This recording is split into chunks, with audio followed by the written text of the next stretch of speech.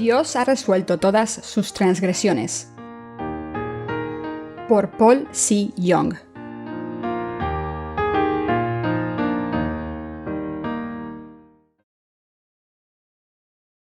Sermón 1. ¿Qué es el verdadero evangelio? Levítico 1:9. Llamó Jehová a Moisés y habló con él desde el tabernáculo de reunión, diciendo: Habla a los hijos de Israel y diles: Cuando alguno de entre vosotros ofrece ofrenda a Jehová, de ganado vacuno u ovejuno haréis vuestra ofrenda. Si su ofrenda fuere holocausto vacuno, macho sin defecto lo ofrecerá. De su voluntad lo ofrecerá a la puerta del tabernáculo de reunión delante de Jehová. Y pondrá su mano sobre la cabeza del holocausto, y será aceptado para expiación suya. Entonces degollará el becerro en la presencia de Jehová, y los sacerdotes hijos de Aarón ofrecerán la sangre, y la rociarán alrededor sobre el altar, el cual está a la puerta del tabernáculo de reunión.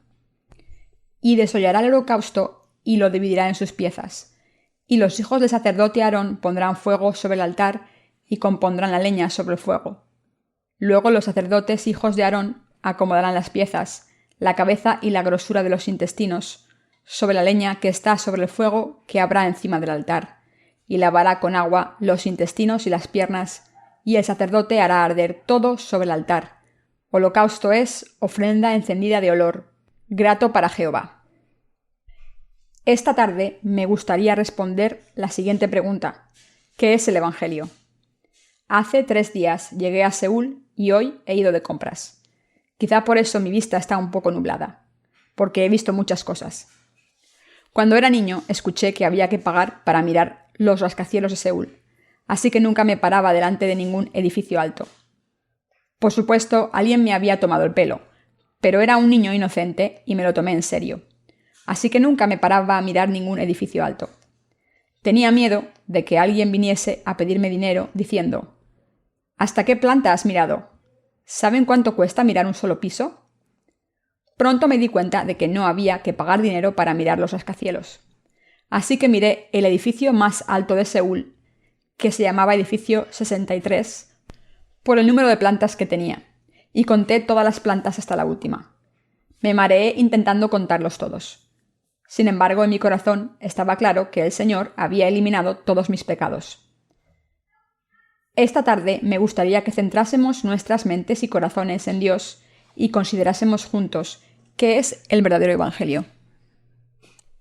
En estos últimos días encontramos a muchas personas que creen en Jesús como su Salvador.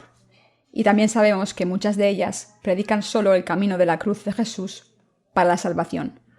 Como resultado, muchas personas dicen que están sin pecados gracias a esta fe. Sin embargo, el problema es que sus pecados siguen intactos en sus corazones, a pesar de creer en Jesús como su Salvador. Muchos cristianos creen que aunque pasaron su pecado original a Jesús, al creer en Él como su Salvador, sus pecados personales siguen intactos en sus corazones. El problema más grave para los cristianos de hoy en día es que aunque creen en Jesús, sus corazones siguen teniendo pecados. Entonces, ¿es correcto que los cristianos tengan un corazón pecador, aunque crean en Jesús? No, por supuesto que no. Si alguno de ellos sigue teniendo pecados en sus corazones, incluso después de creer en Jesús, está claro que la fe de esa persona en Jesús es incorrecta. Puedo dar testimonio de esta situación grave basándome solo en las Escrituras. Hoy me gustaría hablar de por qué toda esta gente cree en Jesús incorrectamente. Así que para ello me gustaría explicarles el verdadero Evangelio. Entonces estoy seguro de que todos saben que hay otras frases típicas que los cristianos utilizan tanto como el Evangelio. Probablemente no haya ninguno de ustedes que no conozca el significado de esta palabra, Evangelio. Entonces, ¿qué es el Evangelio? Muchas iglesias y pastores en este mundo celebran reuniones de resurgimiento y las anuncian por todas partes. El Señor nos pidió que predicásemos el Evangelio por todo el mundo. Así que los líderes cristianos celebran reuniones de resurgimiento para transformar sus ciudades respectivas en lugares santos. Buscan la santificación de la ciudad y les piden a sus seguidores que evangelicen a sus ciudadanos. Una vez vi un anuncio de una reunión de resurgimiento que decía: llevemos a esta ciudad a la estación de Cristo. Prácticamente todos los líderes cristianos de hoy en día les piden a sus seguidores que prediquen el Evangelio de Cristo y que extiendan el reino de Cristo hasta los confines de la tierra y traigan la estación verde de Cristo, etc., para convertir a los que no creen. Sin embargo, la pregunta es que si los que dicen estas cosas saben lo que significa predicar el Evangelio, como los siervos de Dios que lo predicaron antes. Por desgracia, solo hay un puñado de personas que están predicando el Evangelio con un conocimiento claro de su verdadero significado. Aunque hay muchos cristianos hoy en día, pocos conocen el significado de la palabra, el Evangelio, cuando la usan. Cuando leemos Mateo 7:21, vemos que Jesús dijo: «No todo el que dice Señor, Señor entrará en el reino de los cielos, sino el que hace la voluntad de mi Padre que está en los cielos». ¿Qué quiso decir Jesús aquí con el que hace la voluntad de mi Padre? Dios Padre hizo algo al enviar a su Hijo a este mundo, y esto es el Evangelio. La obra que el Señor hizo para salvar a la humanidad de los pecados es el Evangelio, pero pocas personas creen en esta obra correctamente. Entonces, ¿quiénes son los que hacen la voluntad de Dios Padre? Son los que creen de todo corazón que Dios Padre ha eliminado todos los pecados de este mundo para siempre, al enviar a su Hijo a este mundo, y predican el Evangelio. Al planear su voluntad, Dios Padre ha salvado a la humanidad de sus pecados, al enviar a su Hijo con el Espíritu Santo. Así nos ha dado a nuestros corazones la convicción de nuestra salvación. Quien crea en esto y predique esta salvación hará la voluntad de Dios Padre. La voluntad del Padre es que los seres humanos crean en Jesús como su Salvador y que sus corazones no tengan pecados. Por desgracia, muchas personas no saben esto. Por tanto, es muy importante que entendamos el origen etimológico del verdadero Evangelio. La palabra Evangelio es euangelion en griego. Esta palabra significa buenas noticias. También está relacionada con la palabra dunamis, que significa dinamita. Cuando volvemos al Antiguo Testamento vemos que el pueblo de Israel libró muchas batallas. Israel fue invadido una y otra vez por sus vecinos. En uno de esos casos, Siria invadió a Samaria con su ejército masivo y asedió la ciudad. Como el ejército invasor era tan poderoso, los israelitas no se atrevieron a abrir la puerta de la ciudad para encontrarse con el ejército sirio en un campo abierto. Así que se quedaron en la ciudad y se empezaron a quedar sin comida y temblaron de miedo. La situación dentro de la ciudad era cada vez peor y al final no había nada que comer. Rodeados por el ejército sirio, se quedaron sin provisiones y si dicho ejército no se retiraba, no habría manera de recibir más provisiones para sobrevivir. Cuando pasamos a la Segunda de Reyes 6, 24-33 y 7, 1-20, en el Antiguo Testamento, leemos acerca de los 4 leprosos en la entrada a Samaria. Aunque había guerra en su tierra natal, estos leprosos no podían entrar en la ciudad para refugiarse. Eran mendigos expulsados de la ciudad y viviendo con las sobras de los demás. Estos 4 leprosos estaban aislados del resto de sus compatriotas y también pasaron hambre durante esta hambruna. Se habían quedado sin comida por completo y pensaron que era inútil quedarse donde estaban porque se morirían. Así que pensando que iban a morir de hambre o a manos de los sirios, decidieron rendirse ante el ejército sirio y arriesgarse. Se fueron al despacio al campamento sirio esperando que sus vidas fueran perdonadas para conseguir algo de comida. Sin embargo, cuando llegaron al campamento enemigo, vieron que los sirios habían huido y no había nadie allí. Así que los leprosos fueron al campamento y llenaron sus estómagos hambrientos primero. Pero pronto se dieron cuenta de que si no llevaban estas noticias maravillosas a Samaria, serían castigados. Así que volvieron a llevar las buenas noticias a Samaria. La gente dentro de la ciudad, hambrienta y temblando de miedo por creer estar rodeada por los enemigos y sin saber cuándo moriría, se llenó de gozo al escuchar las buenas noticias que trajeron estos leprosos. Y al escuchar estas noticias salieron y se llevaron todo lo que los sirios habían dejado cuando huyeron y se acabó el hambre. Este es el Evangelio, las buenas noticias y la dinamita de la que habla la Biblia.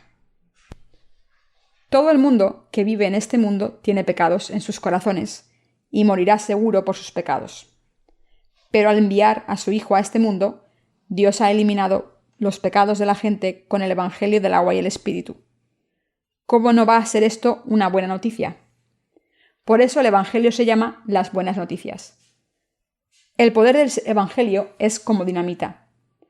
Como seres humanos todos teníamos pecados a los ojos de Dios y por tanto teníamos que ser arrojados al infierno para pagar la condena de nuestros pecados. Sin embargo, Dios Padre ha eliminado todas nuestras iniquidades, todas y cada una de ellas, al enviar a su Hijo al mundo. Este es el Evangelio y las buenas noticias. Con el asedio del ejército sirio en Samaria, todo el mundo en esta ciudad se estaba muriendo de hambre. Pero Dios llevó el sonido de un gran ejército a los sirios, y al escucharlo tuvieron mucho miedo y huyeron. Esta era la obra de Dios, porque la Biblia dice: para los hombres esto es imposible, mas para Dios todo es posible. Mateo 19:26. Dios había llevado un sonido ensordecedor del ejército celestial al campo de batalla. Hizo que los sirios escucharan el sonido de un gran ejército con carruajes y caballos, provocando tal miedo en ellos que huyeron, dejándolo todo atrás. Cuando los sirios escucharon el sonido de muchos carruajes y caballos acercándose, era tan poderoso el sonido que pensaron para sí mismos: Israel debe haber formado una alianza con otros países para atacarnos. Así que huyeron para salvarse, dejando todas sus pertenencias en el campamento. En aquel entonces la gente de Siria estaba muriendo de hambre, pero gracias a la obra especial de Dios, se vistieron de su gracia para vivir de nuevo. ¿Cómo ocurrió esto? Ocurrió gracias al sonido ensordecedor que causó Dios. Dios había hecho que los sirios tuvieran miedo al escuchar este sonido y abandonasen su asedio y se fueran a su tierra. Gracias a Dios, la gente de Samaria había ganado la guerra sin luchar ni una sola batalla. Esto todo fue gracias a la obra de Dios, y la victoria en esta guerra fue una bendición para la gente que vivía en Samaria. Habían sido salvados de una muerte segura, del hambre, la miseria y las maldiciones que habían pasado. Este es el Evangelio. ¿Qué es el Evangelio? Es Evangelion en griego y significa dinamita. El Evangelio tiene un poder explosivo, como la dinamita que puede derrumbar un edificio antiguo dejando una montaña de escombros. Así de poderoso es el Evangelio. Algunos de ustedes pueden estar pensando: ¿quién no sabe para qué se utiliza la verdadera dinamita? No hay nada nuevo. No es el único que lo sabe. Yo también lo sé. Pero les hablo de la dinamita por una razón. Lo que quiero decir es que hay muchas personas en este mundo que cometen pecados innumerables, y cuando Jesús vino a este mundo, eliminó todos esos pecados al ser bautizado por Juan el Bautista y derramar su sangre en la cruz. El problema es que, a pesar de esto, muchas personas todavía tienen pecados, aunque crean en Jesús. ¿Qué sugiere este problema? Muestra que muchos cristianos no conocen el Evangelio del agua y el Espíritu, aunque digan creer en Jesús como su Salvador. Lo que es tan trágico es que, aunque la palabra Evangelio se escucha a menudo hoy en día, pocas personas conocen su significado. El sermón de hoy explica qué es el Evangelio. Si todavía tienen pecados en sus corazones, aunque digan creer en Jesús como su Salvador, esto significa que el Evangelio en el que creen ahora no es el Evangelio del agua y el Espíritu. Las Escrituras incluyen el Antiguo y el Nuevo Testamento, y es la vara con la que medimos la salvación. Es la base de la remisión de nuestros pecados. En otras palabras, lo que las Escrituras dicen que Dios ha hecho para salvarnos de los pecados es la base de nuestra salvación. La obra de salvación que Dios ha hecho para salvarnos de nuestros pecados está escrita en su palabra, es decir, en las Escrituras, y por eso podemos averiguar cómo se ha cumplido nuestra salvación en la Biblia. Debemos leer las Escrituras detenidamente, paso a paso. Tengo una historia graciosa que contarles. así que antes de empezar voy a contársela. Una parábola acerca del conocimiento. Un joven del campo fue a una gran ciudad para recibir educación y después de recibir un doctorado en filosofía, volvió triunfante a su pueblo. Se había ido de su pueblo cuando era joven, pero cuando volvió tenía más de 30 años. Por eso no es sorprendente que muchas de las personas que conocía de joven hubiesen envejecido y algunas incluso tuvieran el pelo blanco. Pero para llegar a su pueblo tenía que cruzar un río en barca. El propietario de la barca era un hombre anciano, al que este hombre conocía desde su infancia. Así que le saludó amablemente y cuando le preguntó qué había estado haciendo todos esos años, le dijo al anciano que había ido a estudiar a la ciudad y que volvía a casa después de completar sus estudios y recibir un doctorado en filosofía. Este hombre anciano le dio la enhorabuena y le ofreció llevarle a la otra orilla del río en su barca.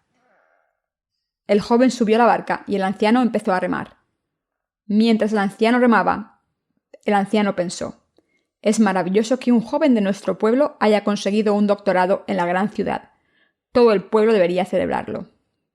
Entonces el joven doctor le dijo: «¿Sabe algo de filosofía?» «No, no sé nada de filosofía», dijo el anciano. El joven doctor contestó: «Si no sabe nada de filosofía, su vida está un cuarto muerta». Al escuchar esto, el anciano se sorprendió y se ofendió. Pensó para sí mismo: «¿Qué tontería es esta? Así que este joven tiene un doctorado en filosofía, pero eso no le da el derecho a insultarme así». A pesar de sentirse insultado, el anciano mantuvo la calma y no dijo nada.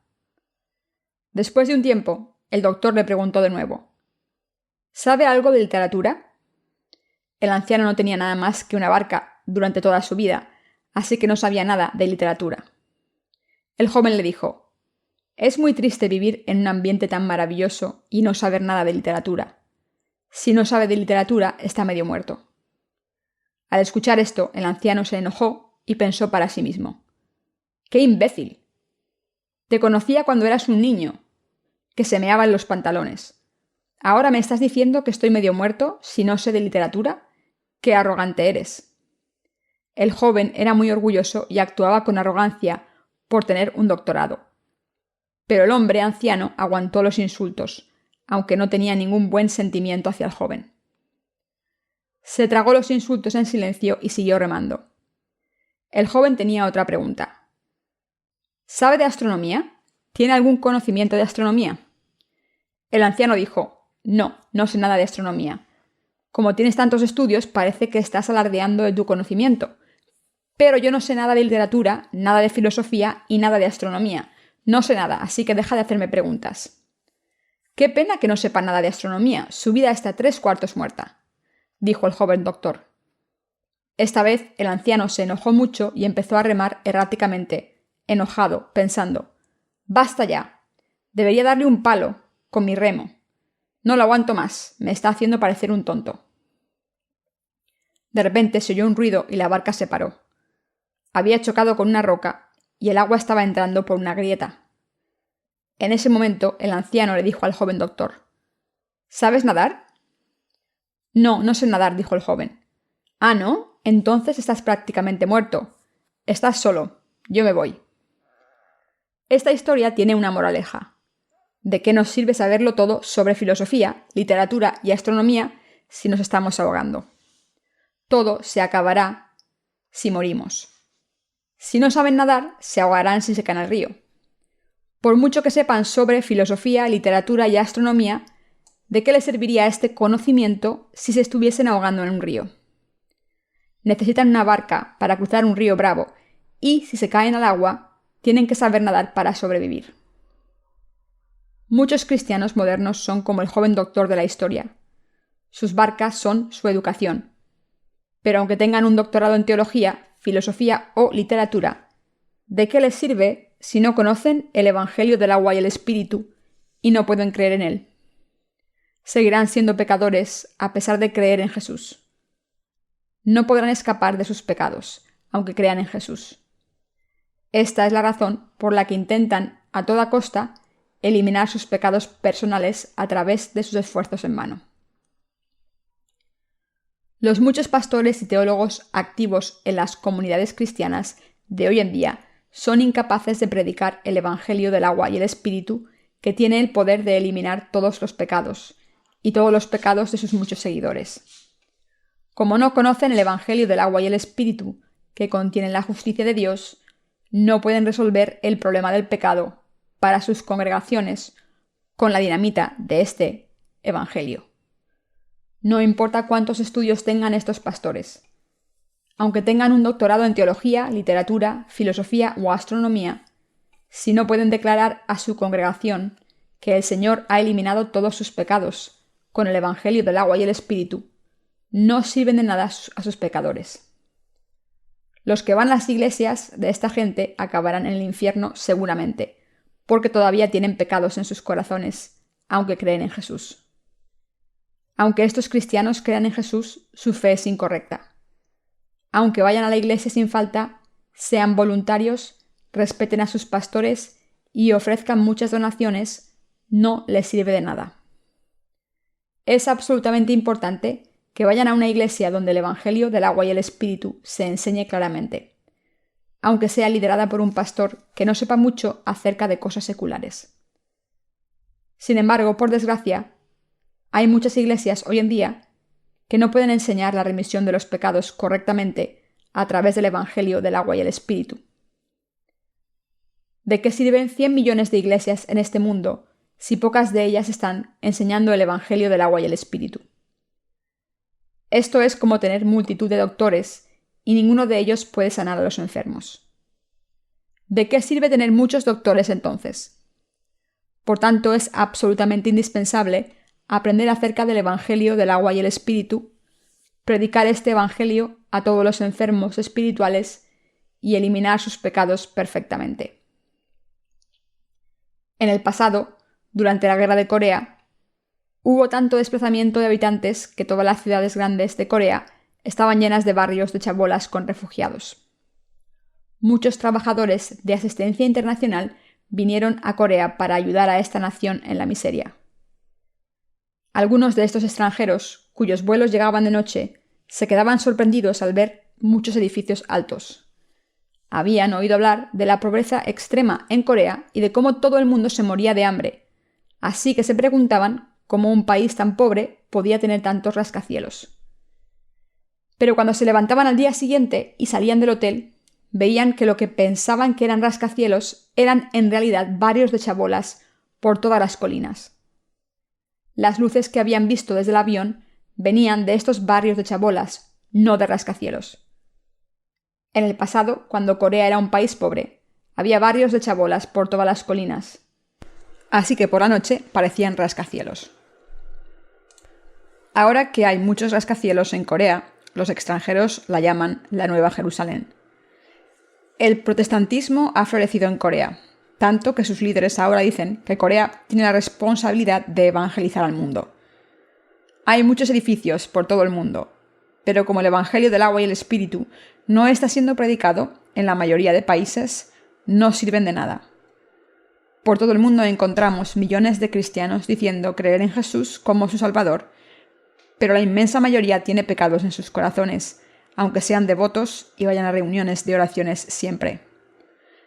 Entre los muchos cristianos y naciones de este mundo, se dice que Corea tiene a los creyentes más apasionados. También se dice que nadie va a las reuniones de oración tanto como los cristianos coreanos. Corea es el único país donde las iglesias oran en público sobre ofrendas de acción de gracias y diezmos ofrecidos por la congregación. En Corea es común que un pastor anuncie públicamente durante el culto qué miembro ha ofrecido qué y por qué razón, y entonces ore específicamente por estos miembros en público. Mientras que es loable que los creyentes den gracias a Dios, lleva mucho tiempo mencionar a todos los que hacen una ofrenda de acción de gracias. ¿Cómo va a tener el pastor tiempo para predicar el Evangelio del agua y el Espíritu entonces?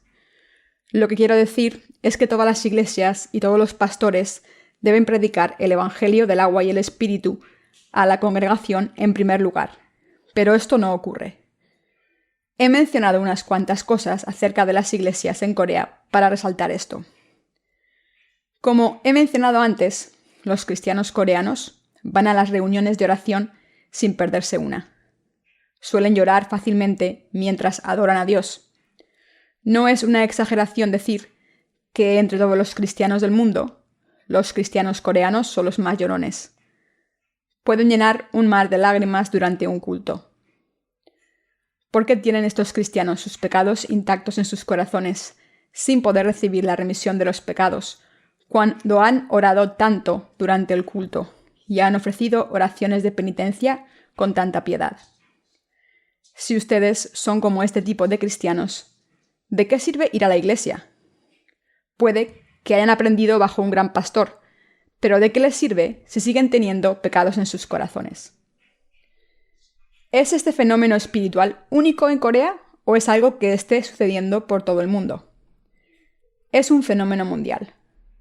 La decadencia espiritual que está plagando la comunidad cristiana en Corea también está ocurriendo por todo el mundo, que es la prueba de que Satanás está engañando a muchas personas con sus mentiras. Ninguno de nosotros debe sucumbir a estas creencias falsas que Satanás está ofreciendo, ni debe dejarse engañar por él. Para asegurarnos de esto, les pido que lean la palabra escrita, que la justicia de Dios está revelada en el Evangelio del agua y el Espíritu. Y espero y oro que se den cuenta de esto para recibir muchas bendiciones que Dios les está ofreciendo. Está bien no saber nada de filosofía. ¿Qué importa si no sabemos nada de filosofía? Todavía podemos pensar claramente y defender nuestra posición perfectamente. ¿Qué importa que no sepamos de literatura? Mientras que quizás no podamos expresar nuestros pensamientos tan bien como novelistas o poetas, todos podemos apreciar la literatura cuando nos encontramos una buena historia o un poema hermoso. Aunque no puedan expresar sus pensamientos de manera tan hermosa como un poeta, esto no debería ser un obstáculo para sus vidas.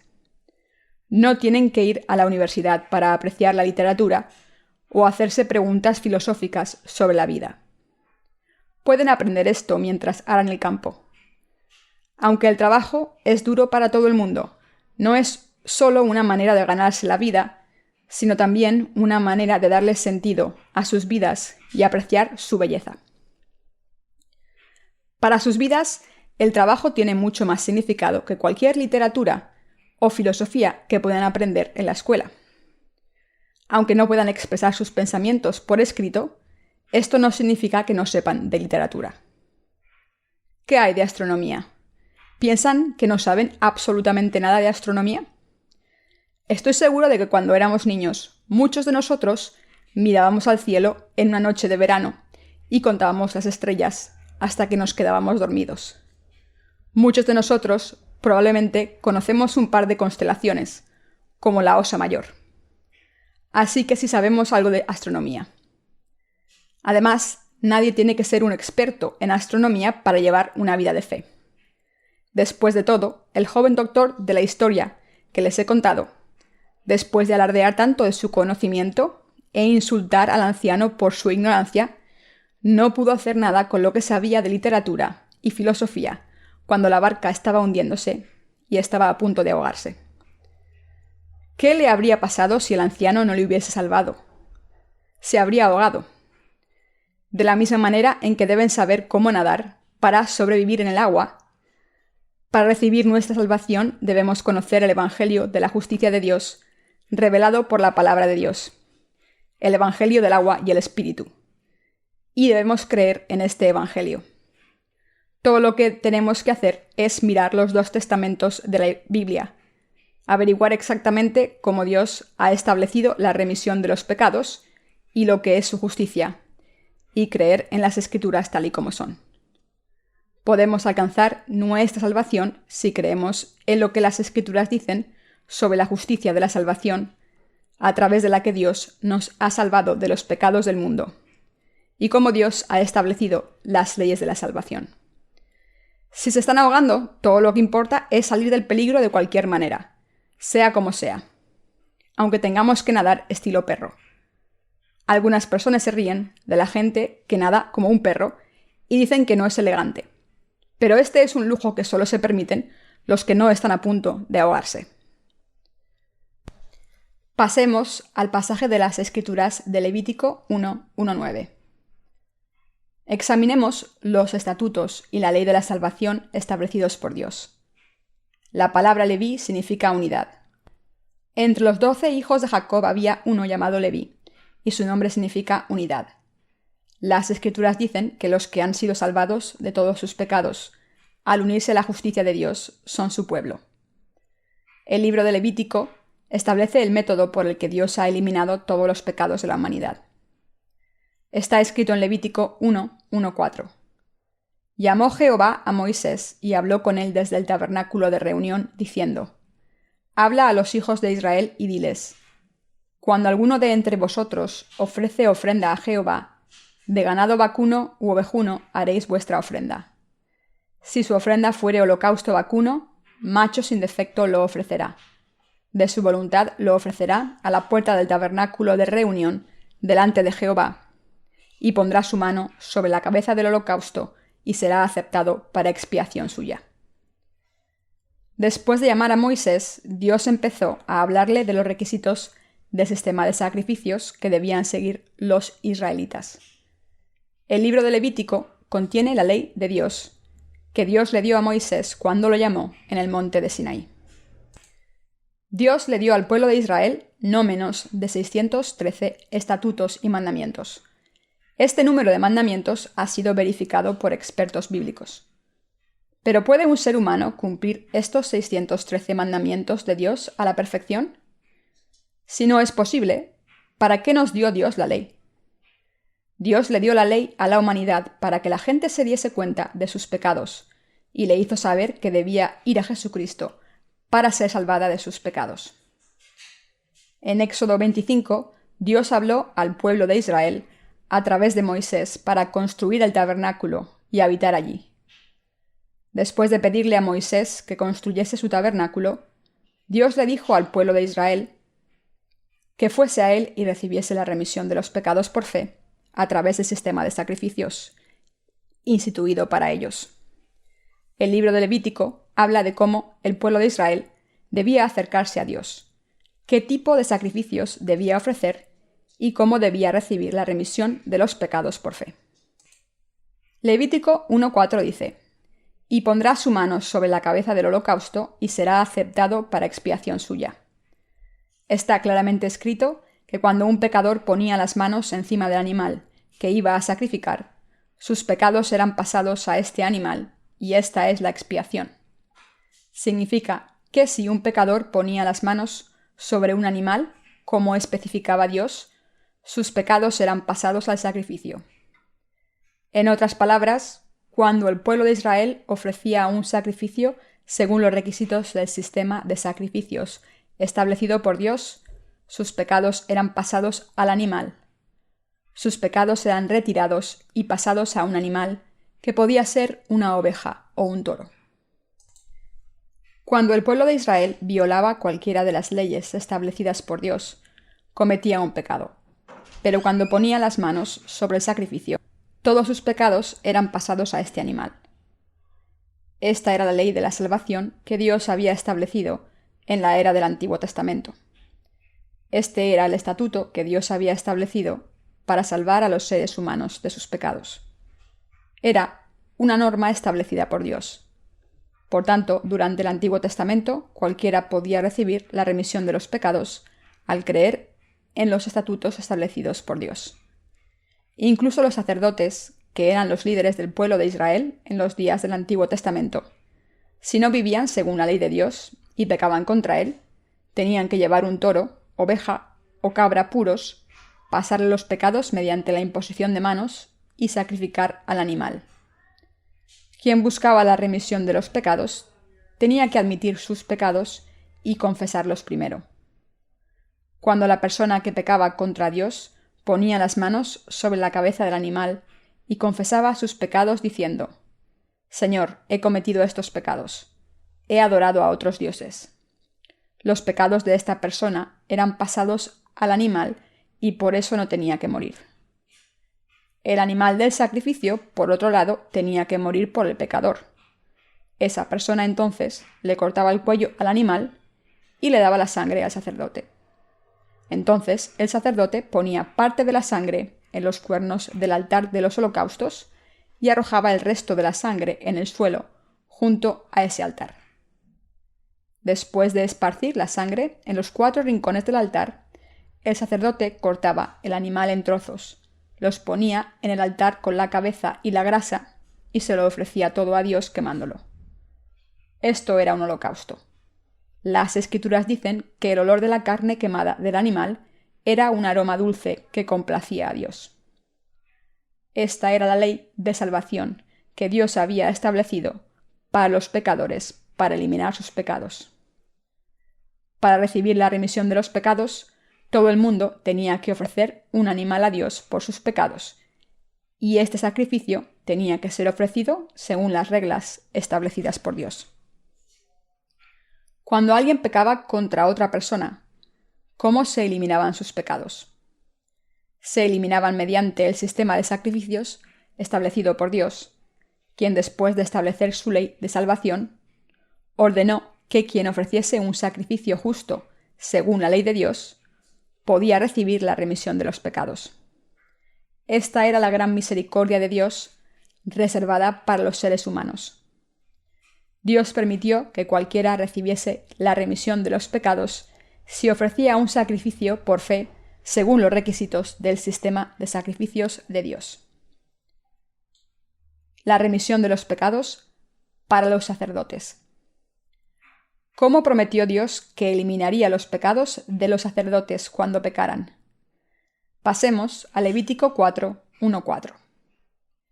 Llamó Jehová a Moisés y habló con él desde el tabernáculo de reunión diciendo: Habla a los hijos de Israel y diles: Cuando alguno de entre vosotros ofrece ofrenda a Jehová, de ganado vacuno u ovejuno, haréis vuestra ofrenda. Si su ofrenda fuere holocausto vacuno, macho sin defecto lo ofrecerá. De su voluntad lo ofrecerá a la puerta del tabernáculo de reunión delante de Jehová, y pondrá su mano sobre la cabeza del holocausto, y será aceptado para expiación suya.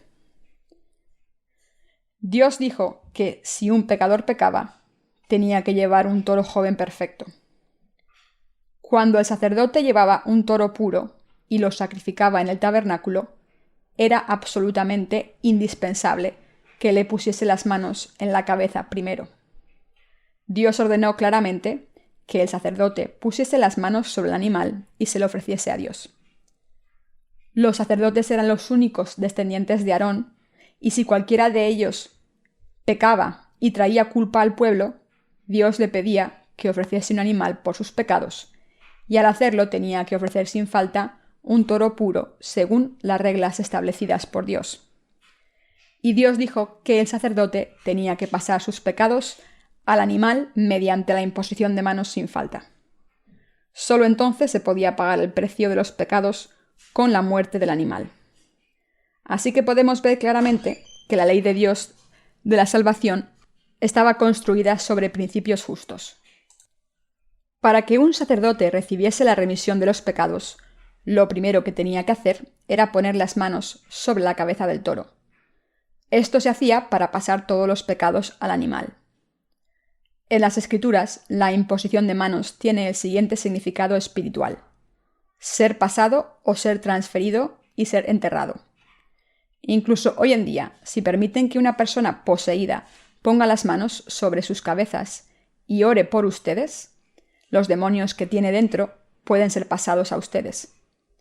Esto sucede a menudo en las denominaciones carismáticas y en los centros de oración que no son más que sectas. Hace mucho tiempo, el hermano Bo-Chun Kim fue a un centro de oración y cuando el director le puso las manos en la cabeza, sus ojos se iluminaron. Esto es la prueba de que el director estaba poseído por un demonio. ¿Por qué se le iluminaron los ojos al hermano Kim? ¿Es un robot? Algo le pasa a un ser humano si se le iluminan los ojos. Esta es la prueba de que el director de este establecimiento estaba poseído y de que el espíritu malvado había pasado al hermano mediante la imposición de manos. Para que un sacerdote fuese salvado, de sus pecados, tenía que escoger un animal puro como lo estableció Dios, y después pasarle sus pecados, mediante la imposición de manos. Después, el sacerdote tenía que sacarle la sangre a este animal, poner algo de sangre en los cuernos del altar de los holocaustos y arrojar el resto en el suelo. Oró de la siguiente manera: Señor, he pecado y he traído culpa al pueblo de Israel. Ahora estoy poniendo las manos sobre este animal y pasándole mis pecados. Aunque debo morir por mis pecados, según tu ley, has preparado un sacrificio para cargar con mis pecados. Gracias por este sacrificio, Señor. En vez de morir, ahora he traído un toro puro y le he pasado todos mis pecados mediante la imposición de manos según tus estatutos, y ahora he recibido la remisión de los pecados. Y ahora aquí está la sangre del animal que ha muerto en mi lugar. Después de esto, el sacerdote cortaba la carne del animal en trozos, los ponía en el altar de los holocaustos y se los ofrecía a Dios al quemarlos según los requisitos del sistema de sacrificios especificado por Dios. Así, el sacerdote terminaba de ofrecer su sacrificio para la remisión de los pecados. El 10º día del 7º mes, cuando el sumo sacerdote ofrecía el sacrificio del día de la expiación para el pueblo, sacrificaba un toro por los pecados de su casa primero, según los requisitos del sistema de sacrificios establecido por Dios. Por este sacrificio, el sumo sacerdote ponía la sangre del animal en los cuernos del altar del incienso, dentro del lugar santo, y después esparcía el resto sobre el arca del testimonio, conocido también como el propiciatorio. El número 7 es el número de Dios. Ese día, el sumo sacerdote podía confirmar ante Dios que sus pecados y los pecados de su casa habían desaparecido, diciéndole a Dios: Señor, aunque tenía que vivir por mis pecados, este sacrificio cargó con mis pecados. Derramó su sangre y murió en mi lugar. Mira esta sangre, Señor. De la misma manera, las ofrendas que le damos a Dios deben ofrecerse según los requisitos del sistema de sacrificios, como especificó Dios. No hay ninguna otra manera. La remisión de nuestros pecados se cumplió como Dios lo estableció para los pecadores. Los sacerdotes podían confirmar que no había más pecados en sus corazones cuando podían decirle a Dios: Señor, he ofrecido mi sacrificio según tus reglas. Este animal ha muerto en mi lugar. Mira esta sangre. Así es como los sacerdotes podían tener la seguridad en sus corazones de que habían recibido la remisión de los pecados.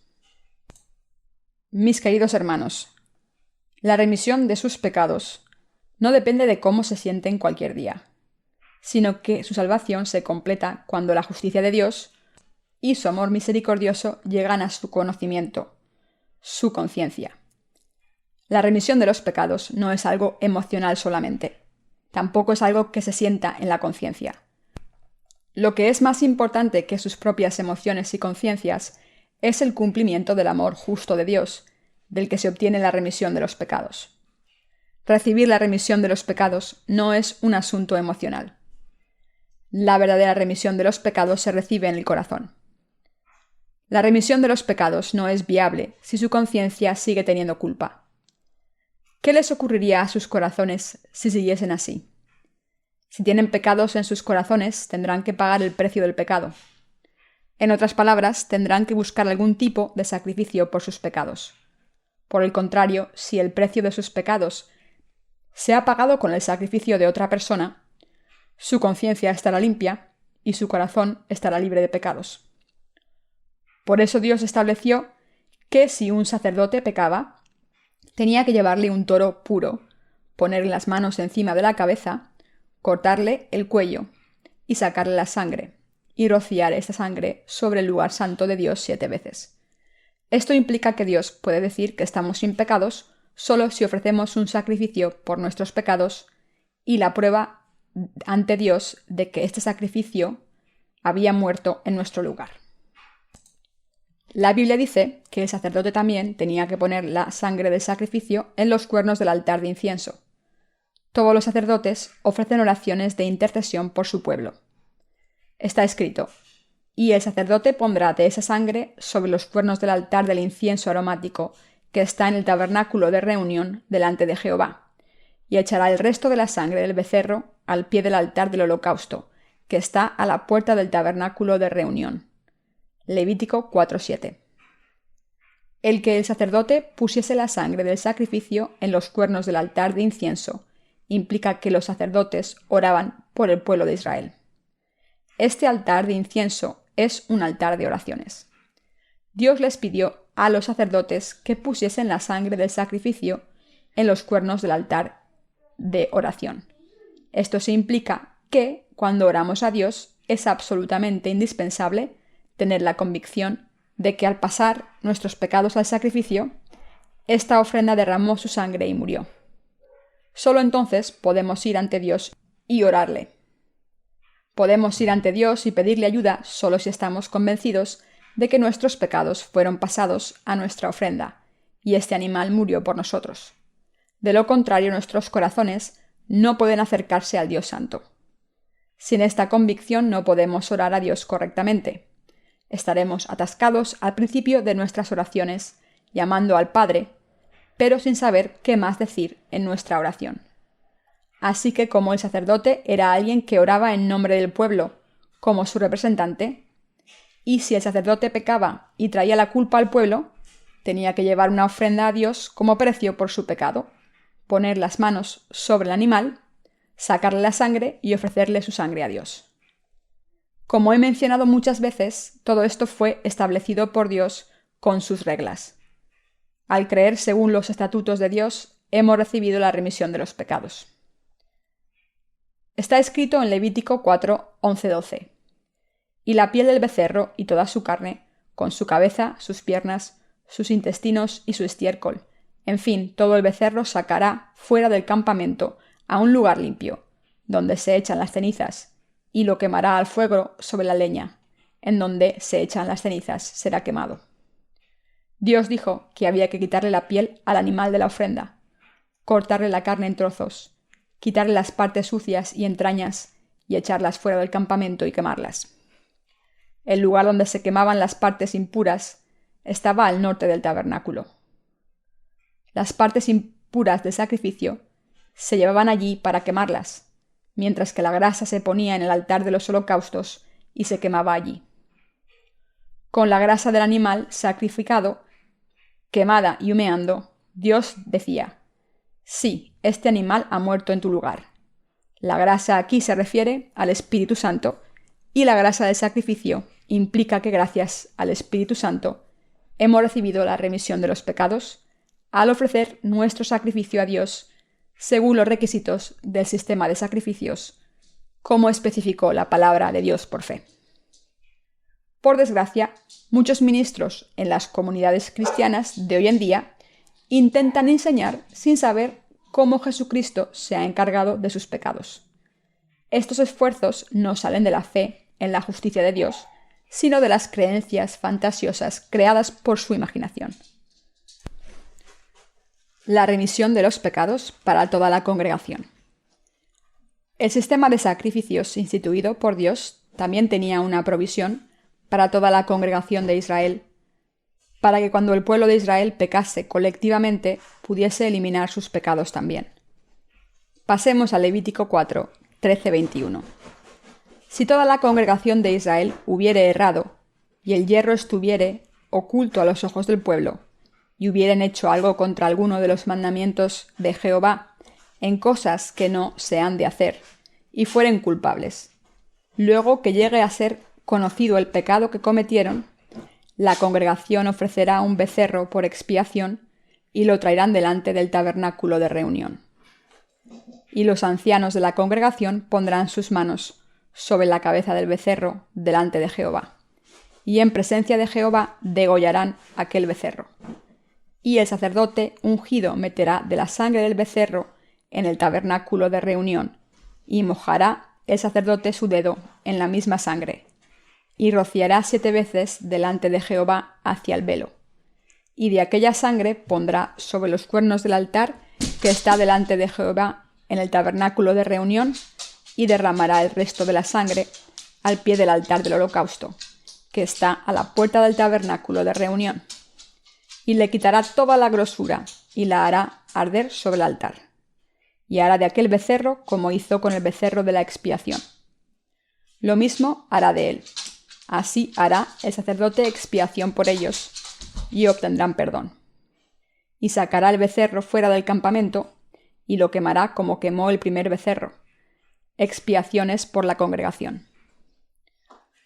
Cuando toda la congregación de Israel pecaba, ¿cómo podía recibir la remisión de los pecados?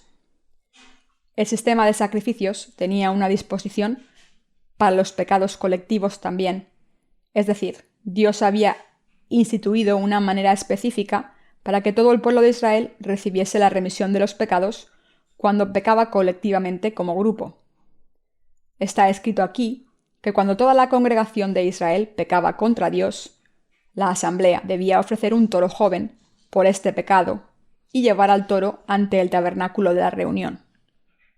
Los ancianos de la congregación tenían que poner las manos sobre el toro ante el Señor y el toro tenía que morir. En primer lugar, cuando un sacerdote pecaba, ponía las manos sobre su sacrificio. Por el contrario, cuando toda la congregación pecaba, en vez de hacer que todos y cada uno de los miembros pusiesen las manos sobre el sacrificio, un número específico de ancianos lo hacía como representación y pasaba los pecados mediante la imposición de manos para hacer el sacrificio ante Dios con los mismos requisitos del sistema de sacrificios que tenían que seguir los sacerdotes. Así es como toda la congregación de Israel recibió la remisión de los pecados colectivos. La imposición de manos sobre la cabeza de un animal iba acompañada de la confesión de la congregación sobre el sacrificio, diciendo: Señor, hemos pecado juntos, hemos cometido idolatría, hemos hecho daño a otros y hemos hecho estas cosas colectivamente. ¿Qué ocurría cuando los ancianos quitaban las manos de la cabeza del sacrificio después de esto? ¿Qué he dicho que significa la imposición de manos? Significa pasar o transferir, y así los pecados de toda la congregación fueron pasados al animal. ¿Dónde iban los pecados de la congregación cuando los ancianos ponían las manos sobre la cabeza del animal y la levantaban? Eran pasados al toro y descansaban en su cabeza. La congregación tenía que entregar al toro, que había aceptado sus pecados así, y ofrecérselo a Dios formalmente como su sacrificio. La sangre de este animal tenía que ponerse en un recipiente sin falta. Cuando esta sangre del sacrificio era ofrecida a Dios, toda la congregación recibía la remisión de los pecados. Este sacrificio tenía que realizarse de la misma manera en que los sacerdotes ofrecían su sacrificio cuando pecaban.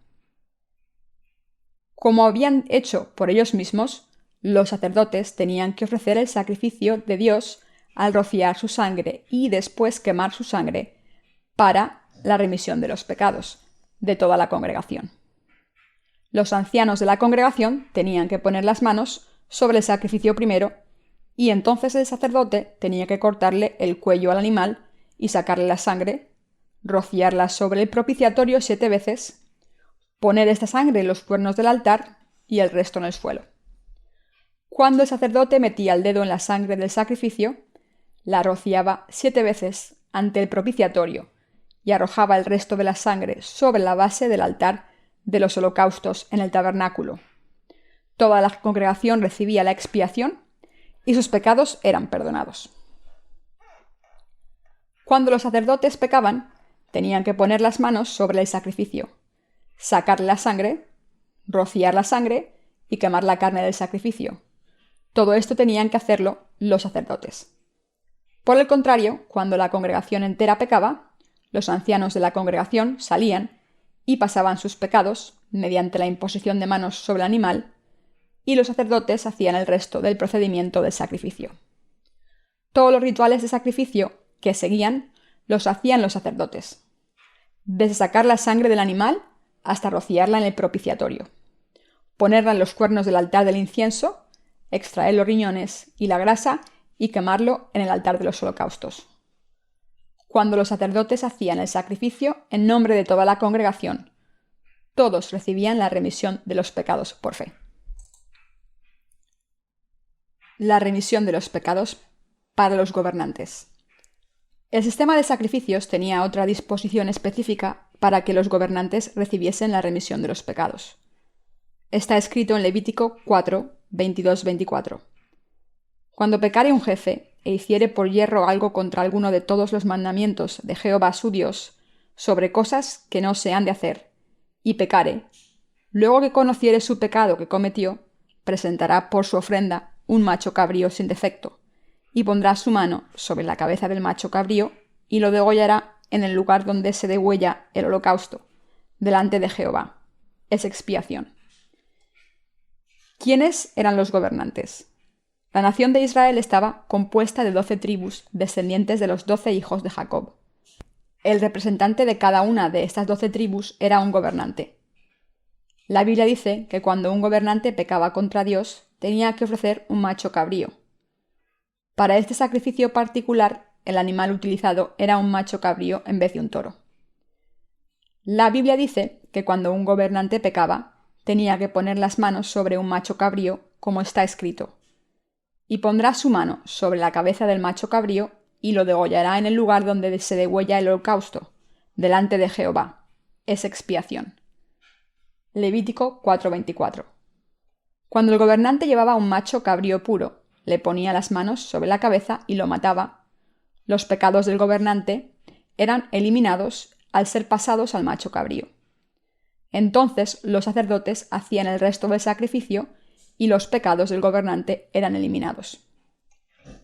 Las Escrituras dicen en Levítico 4, 25-26: Y con su dedo el sacerdote tomará de la sangre de la expiación y la pondrá sobre los cuernos del altar del holocausto, y derramará el resto de la sangre al pie del altar del holocausto, y quemará toda su grosura sobre el altar, como la grosura del sacrificio de paz. Así el sacerdote hará por él la expiación de su pecado, y tendrá perdón. Como está aquí escrito, aunque el gobernante pusiese las manos sobre el animal del sacrificio y lo matase para sacarle la sangre, el resto del procedimiento del sacrificio era administrado por los sacerdotes. Pero por el contrario, cuando los sacerdotes pecaban, tenían que poner las manos sobre el animal del sacrificio. Como ocurrió con los ancianos de la congregación, cuando el gobernante pasaba sus pecados al animal mediante la imposición de manos sobre su cabeza, los sacerdotes hacían el resto de los rituales. Así es como la gente del Antiguo Testamento recibía la remisión de los pecados. Sacrificios para la gente común. Ahora veamos cómo la gente común eliminaba sus pecados cuando los cometía. Está escrito en Levítico 4, 27-30. Si alguna persona del pueblo pecare por yerro, haciendo algo contra alguno de los mandamientos de Jehová, en cosas que no se han de hacer, y delinquiere, luego que conociere su pecado que cometió, traerá por su ofrenda una cabra sin defecto, por su pecado que cometió, y pondrá su mano sobre la cabeza de la ofrenda de la expiación, y la degollará en el lugar del holocausto. Luego con su dedo el sacerdote tomará de la sangre, y la pondrá sobre los cuernos del altar del holocausto, y derramará el resto de la sangre al pie del altar.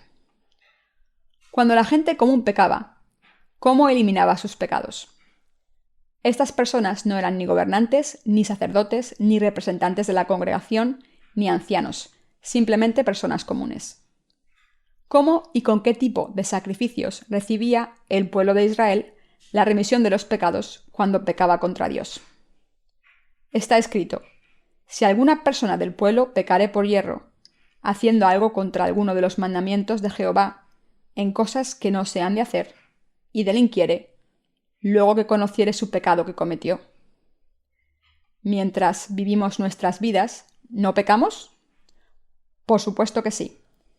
Aunque hayamos pensado que estábamos haciendo lo correcto, con el paso del tiempo nos damos cuenta de que estábamos pecando a los ojos de Dios.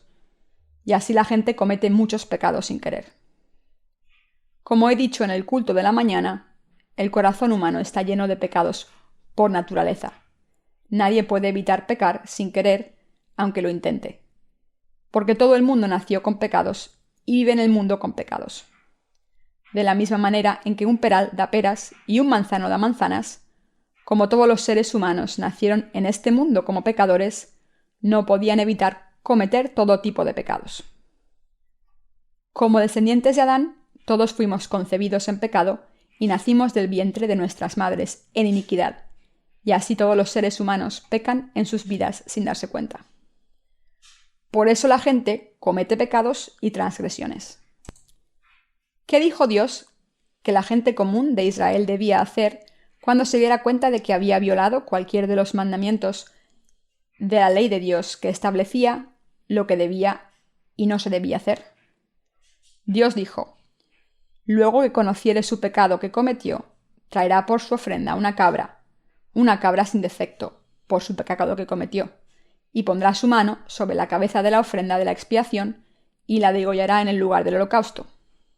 De hecho, la Biblia proporciona una descripción más detallada del sacrificio ofrecido por la gente común para eliminar sus pecados.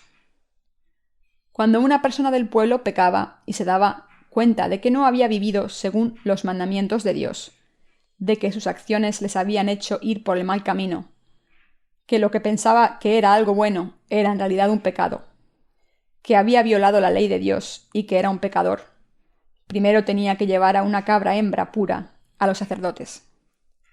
Al ofrecer esta cabra hembra como sacrificio a Dios, la persona tenía que pasarle sus pecados al animal mediante la imposición de manos sobre la cabeza, como hacían los sacerdotes y ancianos. ¿Se acuerda alguien de lo que significa la imposición de manos? Por la ley de Dios, el pueblo de Israel podía pasar sus pecados a la cabeza del animal.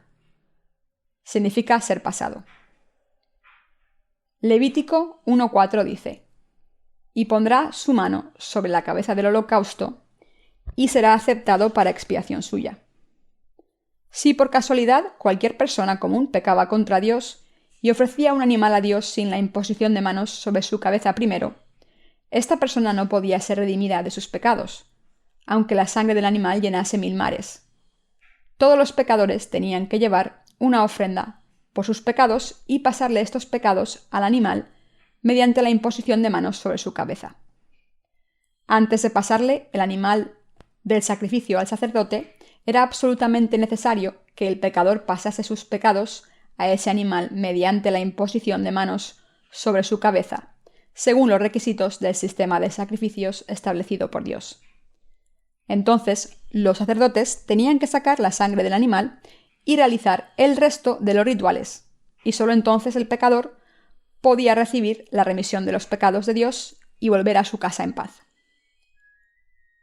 La imposición de manos la realizaba la gente común por sí sola, mientras que los sacerdotes eran los que mataban al animal en el altar de los holocaustos. El animal era sacrificado por el pecador para morir por sus pecados. Este animal cargaba con los pecados del pecador y moría en su lugar. En el libro de Levítico, en el Antiguo Testamento, parece que el objetivo principal por el que el pueblo de Israel tenía ganado era para utilizarlo para los sacrificios por sus pecados.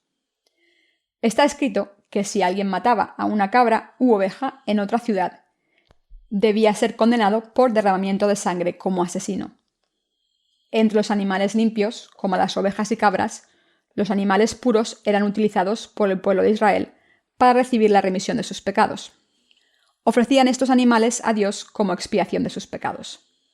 Pasaron sus pecados a los animales mediante la imposición de manos, y los animales morían y eran condenados ante Dios sin falta. Dios había permitido que el pueblo de Israel utilizase su ganado como ovejas y cabras para resolver el problema de sus pecados. Volvamos a examinar la imposición de manos. La imposición de manos es extremadamente importante y por eso debemos volverla a examinar para asegurarnos de que sabemos cómo el pueblo de Israel pasó sus pecados al animal del sacrificio. Levítico 1:4 dice: y pondrá su mano sobre la cabeza del holocausto y será aceptado para expiación suya. Dios le pidió a Moisés y al pueblo de Israel que pusiesen las manos sobre los sacrificios, diciendo: debéis poner las manos sobre el sacrificio animal sin falta. Si no ponéis las manos sobre la cabeza de un animal, será completamente imposible que os redima de vuestros pecados. Recordad esto siempre. Este era el estatuto establecido por Dios en el sistema de sacrificios, a través del cual el pueblo de Israel podía recibir la remisión de los pecados. Para resumir, cuando una persona común pecaba, tenía que poner las manos sobre el animal del sacrificio y entregárselo al sacerdote. Entonces, el sacerdote tenía que poner la sangre en los cuernos del altar de los holocaustos. Para los sacerdotes, los gobernantes y la congregación, la sangre se ponía en los cuernos del altar del incienso. Esto se hacía porque era el deber de los líderes orar a Dios. Por eso la sangre del sacrificio se ponía en el altar del incienso. Los sacerdotes tenían el deber de orar por la gente. Para que estos sacerdotes orasen a Dios, era absolutamente imprescindible que creyesen en la remisión de los pecados ante Dios. Hoy en día, nosotros somos los verdaderos sacerdotes. Así que para orar a nuestro Dios, debemos tener en nuestros corazones la convicción de haber recibido la remisión de los pecados. Solo podemos orar si estamos convencidos, con una conciencia clara, de cómo nuestros pecados fueron eliminados por Dios. Ninguno de nosotros debería decir que todos nuestros pecados fueron eliminados solamente por la cruz de Jesús. Para que nuestros pecados sean eliminados, debemos creer sin falta que Juan puso las manos sobre la cabeza de Jesús antes de ser condenado en la cruz. Solo entonces podemos orar a Dios sin dudar, con una conciencia limpia. Dios ordenó que el sumo sacerdote completase la redención en los cuernos del altar del incienso. El altar del incienso es donde el sumo sacerdote oraba a Dios, y en los cuernos de este altar Dios ordenó que el sumo sacerdote realizase la expiación. Esto se hacía el 10º día del 7º mes del día de la expiación, y cuando se había terminado, todos los pecados anuales del pueblo de Israel eran eliminados para siempre, y así podían ir ante la presencia de Dios con una conciencia limpia. La remisión de nuestros pecados no es algo que recibamos a diario. Mientras que el sistema de sacrificios permitía al pueblo de Israel recibir la remisión de los pecados a diario, cuando pasamos a Levítico 16, vemos que hay una disposición para la remisión de los pecados anuales también. El sacrificio del día de la expiación era una sombra de la remisión eterna de los pecados para todos nosotros. De la misma manera en que el pueblo de Israel recibía la remisión de los pecados anuales a través del sacrificio del día de la expiación en el Antiguo Testamento, Jesucristo hizo un sacrificio eterno para nosotros en el Nuevo Testamento. De la misma manera en que el pueblo de Israel ponía las manos sobre los sacrificios en el Antiguo Testamento, Juan el Bautista puso las manos sobre la cabeza de Jesús antes de ser bautizado. Este es el principio del sistema de sacrificios establecido por Dios. Está escrito en Levítico 4, 30-31. Luego con su dedo el sacerdote tomará de la sangre y la pondrá sobre los cuernos del altar del holocausto y derramará el resto de la sangre al pie del altar. Y le quitará toda su grosura, de la manera que fue quitada la grosura del sacrificio de paz. Y el sacerdote la hará arder sobre el altar en olor grato a Jehová. Así hará el sacerdote expiación por él y será perdonado. Cuando una persona común pasaba el animal del sacrificio al sacerdote, después de haberle puesto las manos encima, el sacerdote lo mataba y le sacaba la sangre y la ponía en los cuernos del altar de los holocaustos. El altar de los holocaustos es donde el animal del sacrificio era ofrecido a Dios quemándolo. Dicho de otra manera, es el lugar del juicio de los pecadores. Los 4 cuernos del altar de los holocaustos. Los cuernos del altar de los holocaustos simbolizan el libro de los Hechos que aparece en el Apocalipsis. El reino de los cielos tiene el libro de los Hechos, mientras que el corazón humano tiene el libro de la conciencia. Así, cuando cometen cualquier pecado, está escrito en 2 sitios sin falta, es decir, en la tabla de su corazón y en el libro de los Hechos de Dios. Por tanto, la remisión de los pecados debe ser recibida en ambos sitios, ante Dios y en su corazón. Solo si están completamente convencidos de que han recibido la redención en ambos sitios, pueden recibir la perfecta remisión de los pecados. Si dicen arbitrariamente que han recibido la remisión de los pecados, no la han recibido. Por eso, el sacerdote tenía que poner la sangre en los cuernos del altar de los holocaustos. Apocalipsis 20:12 dice: Y vi a los muertos, grandes y pequeños, de pie ante Dios. Y los libros fueron abiertos, y otro libro fue abierto, el cual es el libro de la vida, y fueron juzgados los muertos por las cosas que estaban escritas en los libros según sus obras. Cuando por fin nos presentemos ante Dios en su trono blanco del juicio, veremos dos libros: el libro de la vida y el libro de los hechos. Los que han recibido la remisión de los pecados, los que son justos por fe en este mundo, y los que no tienen pecados en sus corazones ante Dios y en su conciencia, verán sus nombres escritos en el libro de la vida. Por el contrario, los que tienen corazones llenos de pecados, incluso después de creer en Jesús, no han recibido la remisión de los pecados y por tanto sus nombres estarán escritos en el libro de los hechos. Todos los pecados cometidos por estas personas están escritos en el libro de los hechos. Por tanto, ningún pecador puede decir ser justo cuando se presenta ante Dios, mientras que estos cristianos pecadores dicen ser justos según las doctrinas de sus denominaciones. Cuando se presentan ante Dios o le oren, no pueden decir que son justos. Por el contrario, los que se han convertido en justos al creer en el Evangelio del agua y el Espíritu pueden decir con confianza cuando se presenten ante Dios: Padre, estoy ante tu presencia, has eliminado todos mis pecados. Aleluya. Gracias, Señor. De la misma manera en que eliminaste los pecados anuales de todo el pueblo de Israel para siempre, has eliminado todos los pecados eternos de este mundo para siempre al ser bautizado. Creo en tu justicia. Creo en la remisión de mis pecados exactamente como la has decretado. Al ser bautizado por Juan el Bautista, cargaste con todos mis pecados para siempre. Cuando oramos a Dios, podemos hablar con confianza a nuestro Padre en oración. Aunque tengamos muchas debilidades, estamos contentos por el hecho de que Jesucristo ha eliminado todos los pecados de este mundo para siempre mediante su bautismo y el derramamiento, y al estar convencidos completamente de lo que Dios ha hecho por nosotros, podemos orarle con confianza. Cuando los justos oran por todo con completa seguridad de su salvación y la remisión de los pecados, ya oren por sí mismos, por los demás o por cualquier otra causa.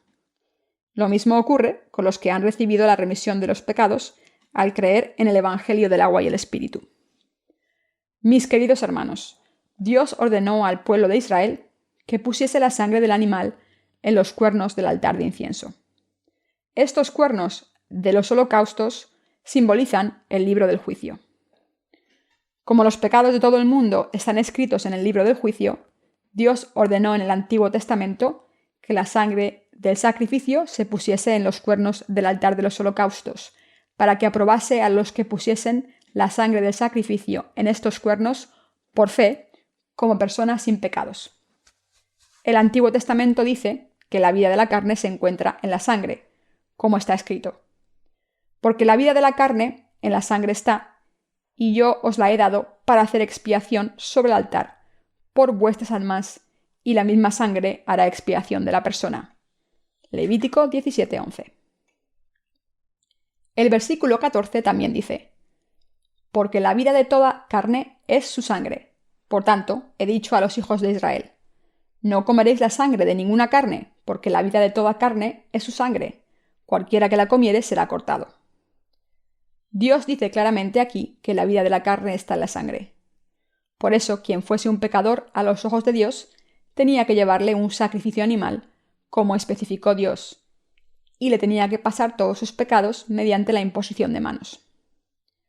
El sacerdote entonces podía realizar el sacrificio en nombre del pecador para eliminar sus pecados, sacarle la sangre y ponerla en los cuernos del altar de los sacrificios en nombre del pecador.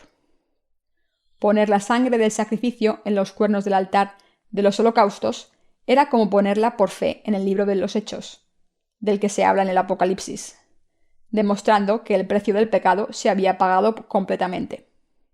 El pecador podía decirle a Dios: Mira, Señor, mira esta sangre. Con la imposición de mis manos sobre este animal y el derramamiento de sangre, todo el precio del pecado se ha pagado, porque tu ley declara que el precio del pecado es la muerte. Por esta razón, la sangre del sacrificio se ponía en los cuernos del altar de los holocaustos, para la gente común. Como el animal había aceptado las iniquidades del pecador a través de la imposición de manos y había derramado su sangre hasta morir en su lugar, desde ese momento Dios no podía condenarle por sus pecados. Esta es la razón por la que decimos que Dios es el Dios de la justicia. Aunque Dios es estricto, hizo posible que dijésemos que es el Dios justo de la misericordia. Esto es porque Dios ama a todo el mundo. Por derecho, Dios tuvo que destruir a todo el mundo que tuviera pecados. Dios no pudo evitar destruir a todo el mundo que tuviese pecados. Sin embargo, a través de su sistema de sacrificios, Dios pudo eliminar los pecados de todo el mundo. Aunque la gente no pueda tolerar los pecados de otras personas en su manera humana, como Dios es santo, no puede excusar a un pecador. El Dios santo debe destruir a quien tenga pecados. Pero como Dios amó tanto a la humanidad, estableció una manera para que pasase todos sus pecados a un sacrificio animal y dejase que ese animal fuese condenado en su lugar, librando a los que caminaron por fe de sus pecados. En resumen, Dios salvó a los pecadores a través de su ley justa. Por eso Dios ordenó, en la era del Antiguo Testamento, que después de que la sangre del sacrificio se ponía en los cuernos del altar de los holocaustos, el resto de la sangre debía arrojarse sobre la base del altar. El suelo del tabernáculo estaba hecho de arena y polvo. En la Biblia, el polvo a veces se refiere a los corazones humanos. La frase del polvo al polvo se utiliza para describir la vida. El sacerdote arrojaba la sangre del sacrificio sobre el suelo del tabernáculo. ¿Pueden imaginar lo sangriento que estaba el suelo del tabernáculo en los días del Antiguo Testamento? La sangre de todos los sacrificios animales seguramente corría como un río y el olor sería insoportable. El patio del tabernáculo, donde estaba el altar de los holocaustos, no era un lugar hermoso. Estaba lleno del olor a sangre, humo y carne quemada, todo de los animales sacrificados allí y quemados para ser condenados por el pecado. En la cara norte del tabernáculo, los sacerdotes estaban quemando las partes sucias como la piel y las vísceras, mientras que en el altar de los holocaustos se quemaba la grasa, los riñones y los trozos de carne. Así que el lugar debía estar lleno del olor de la carne quemada y de humo. El hecho de que los animales sacrificados fueran quemados de esta manera significa la condena del pecado. Los animales que se reservaban para estos sacrificios eran quemados sin falta. Cuando se miraba la sangre de los sacrificios en el tabernáculo, se podía ver que se había matado a un animal en lugar de alguien. Un pecador ponía las manos sobre un animal y ese animal tenía que derramar su sangre y morir en lugar del pecador. Los sacerdotes que trabajaban en el tabernáculo hacían el resto de los rituales de los sacrificios en nombre de los pecadores. Sin embargo, los pecadores tenían que poner las manos sobre el animal del sacrificio sin falta. Quien pecaba tenía que ofrecer uno de 4 sacrificios, dependiendo de si la persona que pecaba era una persona común, parte de la congregación entera, un gobernante o un sacerdote. Solo en caso de que toda la congregación pecase, los ancianos ponían las manos sobre el animal del sacrificio como representantes suyos. Para el resto de sacrificios, los que pecaban tenían que pasar sus pecados sobre el sacrificio animal mediante la imposición de manos sobre su cabeza. ¿Qué significa esto? Creemos en toda la palabra de Dios y Dios nos dice que estemos de acuerdo completamente con la obra justa que Jesucristo completó cuando vino a este mundo, y que creamos de todo corazón. Aunque Jesús murió en la cruz, su muerte no había tenido sentido si no hubiese sido bautizado por Juan el Bautista. En el Antiguo Testamento, Dios pudo salvar a todos los pecadores de sus iniquidades cuando ponían las manos sobre animales puros en el tabernáculo, y estos animales derramaban su sangre y morían. La imposición de manos de los pecadores sobre el sacrificio animal no era en vano. Por tanto, antes de que Jesucristo fuese crucificado, era imperativo que recibiese el bautismo de Juan el Bautista, que era equivalente a la imposición de manos del Antiguo Testamento.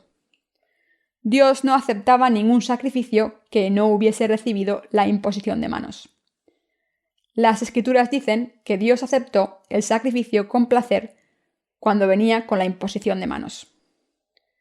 Por tanto, el Antiguo Testamento dice que los sacerdotes tenían que facilitar la expiación para los pecadores y así serían perdonados.